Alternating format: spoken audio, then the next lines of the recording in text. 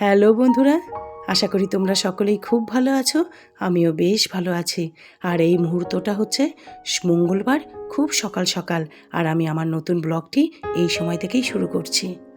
যদিও এই মঙ্গলবারের ভিডিওটা পৌঁছাতে পৌঁছাতে তোমাদের কাছে শনিবার হয়ে যাচ্ছে, কিন্তু কি করব বলো, যখন বাবার বাড়ি গেছিলাম 2-3 দিন জানো তো একদম নেট চলেনি, তাই জন্য ভিডিওটা একটু লেটে লেটে যাচ্ছে। তারপর জানতে পারলাম পাশে জেঠিমাদের বাড়িতে ওয়াইফাই আছে, তো তারপর সেখান থেকে ওয়াইফাই থেকে নেট নিয়ে আমি ভিডিও এডিট করতে শুরু করলাম। বন্ধুরা প্লিজ তোমরা একটু ম্যানেজ করে নিও। আর এখানে দেখো মা সকাল সকাল তার সমস্ত বাসি কাজকর্ম সেরে ফ্রেশ হয়ে চলে এসেছে ঘি তৈরি করতে। আর এই দুজনকে দেখো, একজন হলো কাকিমা আর একজন হলো আমাদের বড় বৌদি। কাজের ফাঁকে ফাঁকে না এরকম গল্প চলে আমাদের বাড়িতে, জানো তো। একদম দেখতে একদম বাটারের মতো নেই, যে বাজার থেকে আমরা বাটার কিনে খাই না মাখন, কিন্তু এরকম টেস্ট নেই। হ্যাঁ, ক্রিম দিয়ে ওটা ঘি হলো। আর এটা তো অরিজিনাল। ঠাম্মা এটা সকালবেলায় করতো, আমি দেখতাম। আমরা ছোটবেলায় দেখতাম ঠাম্মা না, মানে আমাদের ঠাম্মা এরকম দুধের সর ডলে ডলে মাখন তৈরি করতো আর তার থেকে ঘি তৈরি করতো। এখন আর বাড়ির কেউ তেমন করে না, আসলে কারোরই তো গরু নেই, শুধু কাকিমার আছে আর মায়ের আছে। তো কাকিমা আর এই সকল কিছু ঝামেলার মধ্যে যায় না, কিন্তু মা এই জিনিসগুলো না এখনও ধরে রেখেছে। আর এদিকে যে বৌমণি গ্লাসে গ্লাসে বেড়ে দিচ্ছে দুধের মতো, এটা কি বলো তো? এটা হলো ঘোল। যারা গ্রামে থাকো, এই সকল কিছুর সঙ্গে যুক্ত, তারা তো অবশ্যই জানবে যে যখন মাখন তোলা হয় সর থেকে, তখন নিচে না ঘোল অনেকটা তৈরি হয়, মানে জল দিতে হয়, তারপর ওটা ঘোল তৈরি হয়। তো সেই ঘোলটা না খেতে খুব ভাল লাগে। আমরা ছোটোবেলায় নুন দিয়ে দিয়ে খেতাম, তো এখনও না বৌমণি গ্লাসে করে আমাদেরকে দিল, তো আমরা নুন দিয়ে আবার অতগুলো বছর পর খেলাম। খুব ভাল লাগলো জানো খেতে। আর এদিকে মায়ের তো ঘি জাল দেওয়া হয়ে গেছে। মা একটা ছাঁকনির সাহায্যে কোটোর মধ্যে ঘি ছেঁকে ছেঁকে রাখছে। আর কড়াইয়ের নিচে দেখছো না একটা ভাজা ভাজা মতো কি লেগে আছে, ওটা কি বলো তো? যখন মাখনটাকে জাল দেওয়া হয় না, তার কিছুটা অংশ ঘি তৈরি হয় আর কিছুটা না এরকম ভাজা ভাজা হয়ে যায়। আর এটা খেতে জানো তো অপূর্ব লাগে। আর এটা না গরম গরম খেতে বেশি ভাল লাগে, দারুণ লাগে খেতে। এই যে এখানে মা আমাকে দিল আর আহিলিকেও বাটি করে দিল, দুজনে খুব মজা করে করে খেলাম। তবে মেয়েকেও দিয়েছি, ও তো তনুদের বাড়িতে আছে, ওকে ওখানে গিয়ে দিয়ে এসেছি। আসলে তনু আর মেয়ে না একদম সমবয়সী, তনু একটু ছোট মেয়ের থেকে। আর সেই কারণেই ফুল যখন মামা বাড়িতে আসে না, কিছুটা সময় ও মামার বাড়িতে থাকে আর কিছুটা সময় তনুর সঙ্গে কাটায়। আর এদিকে আমি ছুটছি জেঠিমাদের বাড়িতে। আমি জানতে পেরেছি যে জেঠিমাদের ওয়াইফাই আছে, তো ভিডিও এডিট করার জন্য দেখো আমি ছুটছি জেঠিমাদের ওখানে।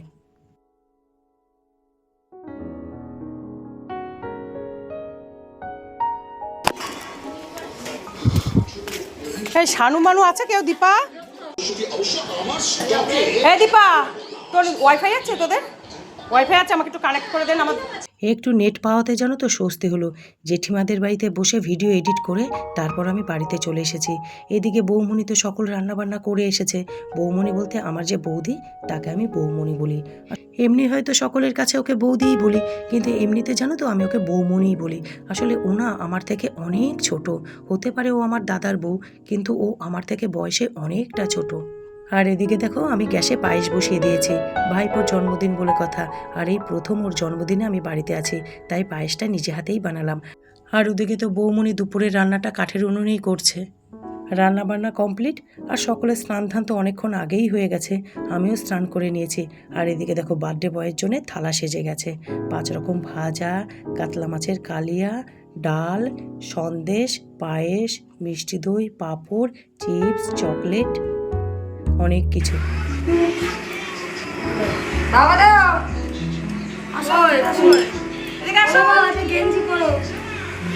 জন্মদিন সেলিব্রেশন শুরু হলো ঠাকুমা দাদুর আশীর্বাদ দিয়ে। আর বন্ধুরা, আমার গ্রামের এই ব্লগ তোমাদের কেমন লাগছে প্লিজ কমেন্টসে জানিও। আমি চেষ্টা করেছি জানো তো, যতটা পারা যায় ক্যাপচার করার গ্রামের মুহূর্তগুলো। আর কোনো রকম এডিট বা কোনো রকম আর্টিফিশিয়াল কিছু না, আমার বাড়িতে আমার গ্রামে যেরকম যেটা হয় আমি তোমাদের সামনে সেটাই তুলে ধরার চেষ্টা করেছি।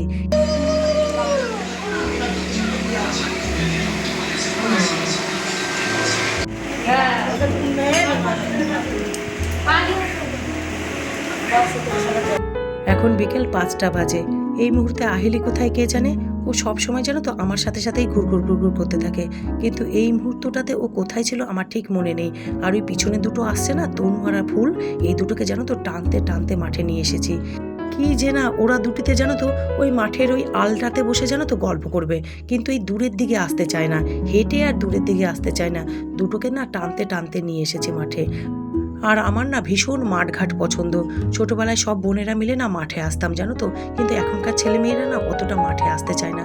আসলে ওদের ব্যস্ততাও অন্যরকম, ওরা সকলে কাজকর্ম করে, পড়াশুনো করে, এখন তো সকল কিছুই অন্যরকম হয়ে গেছে, তাই না? আর এটা দেখো, এটা হলো আমাদের জমি। একটা জমিতে চাল কুমড়ো লাগিয়েছে দাদা, আর একটা জমিতে কাঁকরোল লাগিয়েছে। আর তখন তখন জানো তো নানা রকম গল্প করতে করতে না যে চাল কুমড়ো বা কাঁকরোল ধরে আছে তোমাদেরকে দেখাবো, সেটা না আর মনেই নেই। এবারে দেখো আমরা ফিরছি।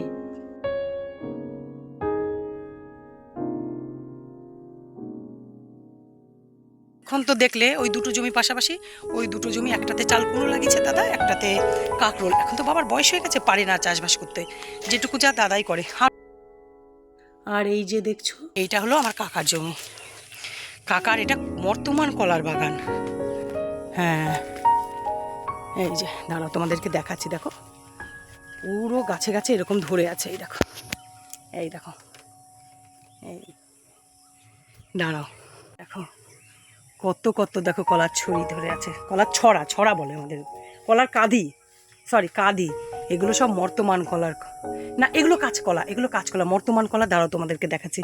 এরকম পর পর দেখো কাকার দুটো জমি, এই একটা, এই দেখো এই আর একটা, এটাও কাকার কলা জমি, বিশাল কলা জমি। আর ওই পাশে আবার আমাদের বাগান। চারিদিকের অসাধারণ প্রকৃতি দেখতে দেখতে মাঠের নিচটা, মাঠের মেঝেটাতে দেখো মনে হচ্ছে না এখানে সবুজ কার্পেট পেতে দেওয়া হয়েছে। কি সুন্দর লাগছে দেখো, চারিদিকটা একবার দেখো, কি অসাধারণ।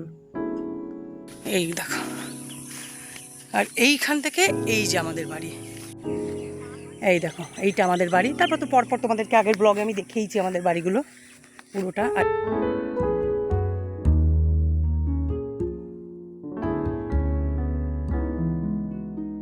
সত্যি বন্ধুরা বলো তো জায়গাটা অসাধারণ লাগছে কিনা?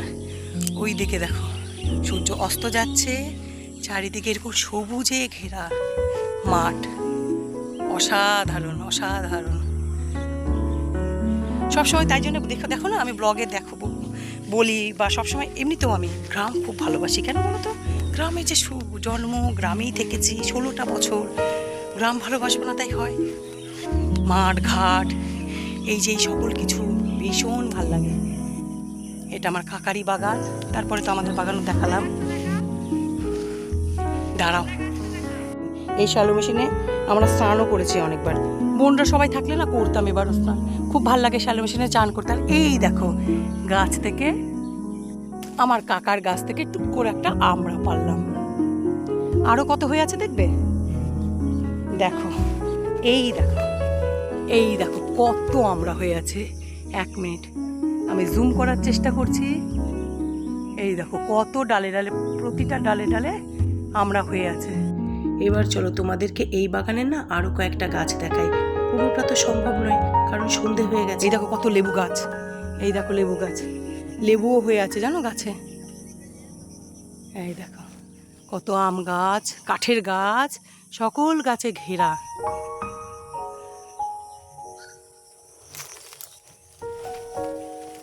এই দেখো তেজপাতা গাছ, গাছ ভর্তি দেখো তেজপাতা হয়ে আছে। দেখো দেখো, এই দেখো এটা পুরো তেজপাতা গাছ। কত গাছ। বোনরা তো সকল চলে গেল না বাড়িতে, যে যার বাড়িতে।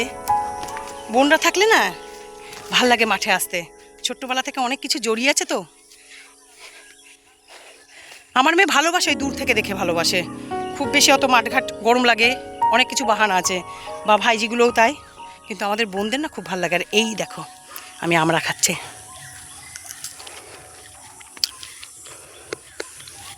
আমড়াটা না টক মিষ্টি মেশানো, বিলাতি আমড়া, যেটা কাঁচাও খাওয়া যায়। অনেকটা ঘুরিয়ে ঘুরিয়ে অনেক কিছু দেখানোর ইচ্ছে ছিল, এত গরম সত্যি কথা বলতে। তারপর যাওয়ারও না টাইম হয়ে গেছে, কাল ভোরেই তো চলে যাচ্ছি। তোমাদেরকে আরেকটা জিনিস দেখা, এই দেখো এগুলো কি বলো তো? এগুলো হলো গরুর জন্য ঘাস লাগিয়ে রেখেছে বাবা। গরুকে তো ঘাস খাওয়াতে হয়। ওই দেখো মায়েরই গরু ঘাস খাচ্ছে, মাঠে বেঁধে দিয়েছে। এই ঘাসগুলোর নাম যত সম্ভব শ্যামা ঘাস। ও মা, এই ঘাসগুলোর নাম শ্যামা ঘাস না? না, এটা কি ঘাস? গ্যামা গ্যামা গ্যামা ঘাস, শ্যামা নয়, সরি, গ্যামা ঘাস এটা। এবার ফাইনালি হাওয়া দিয়েছে আজকে। এই কদিন এসছি, বিশ্বাস করো গরম, 1.5 দিন তো লোডশেডিং ছিল, সাংঘাতিক অবস্থা। এই যে রান্না করি, চল। এবার আবার হাওয়া দিলে কারেন্টও চলে যাওয়ার ভয় আছে। রান্না করব আজকে, তো ভাইপোটার জন্মদিন। চিলি চিকেন হবে, চিলি চিকেন ফ্রাইড রাইস রাত্রের মেনু। আর এখানে দেখো আমি রান্নাঘরের সামনেটা কাটাকাটি করতে শুরু করে দিয়েছি। চিলি চিকেনটা আমি বানিয়েছি, আর ফ্রাইড রাইসটা বৌমনি বানিয়েছে, আর পায়েস তো আমি দুপুরেই বানিয়ে রেখেছি, আর রাতে তার সাথে গোলাপ জামুন এনেছিল। আর যেই বলা সেই কাজ, দেখো হাওয়া দিতে শুরু করে দিয়েছে। আর গ্রামে হাওয়া দিলে কি হয় বলো তো, এখানে তো প্রচুর গাছ, তো গাছের ফাঁকে ফাঁকে না ইলেকট্রিক তার যায়, আর সেই তারে যেই ঝাঁকুনি লাগে, ব্যাস অমনি বহুক্ষণের জন্য লোডশেডিং। কাঠের উনুনে চিলি চিকেন আর ফ্রাইড রাইস, জন্মদিনের বার্থডে মেনু। হ্যাঁ, ওই পাশে জল গরম হচ্ছে, শুটকি বউ যাচ্ছে চাল ধুতে, ও শ্বশুরকে আম তেল দিয়ে মুড়ি দিতে যাচ্ছে।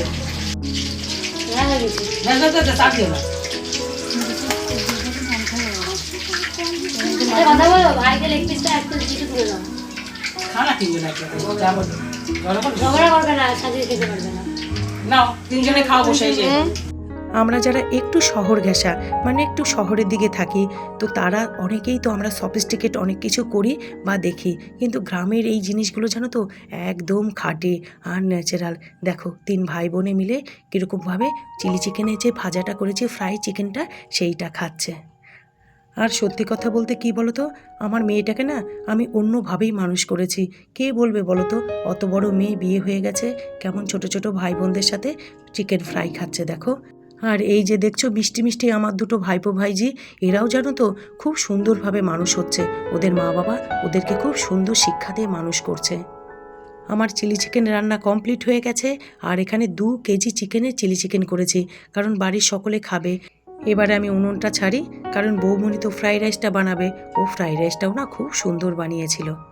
তবে কি বলো তো, বৌমনি যখন রাইসটা রান্না করছিল না, তখন একটু ভিডিও করলে ভালো হতো।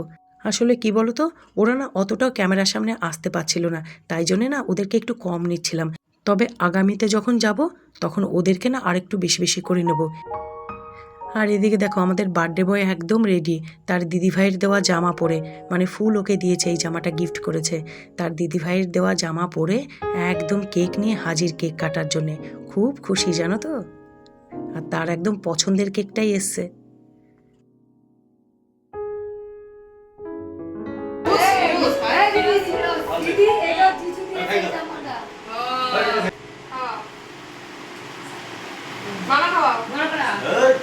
তুমি একটু মাকে খাওয়া।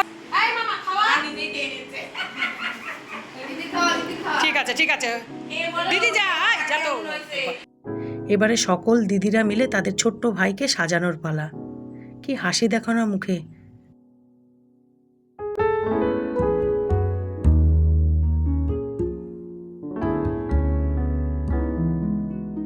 বার্থডে কেক কাটাও হলো, আর সকলে মিলে কেক খাওয়াও হলো।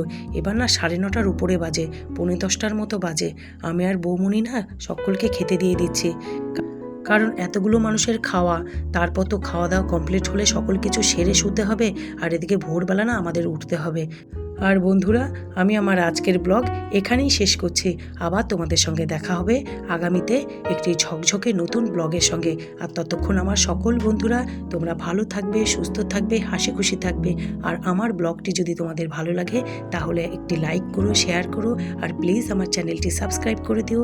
বাই।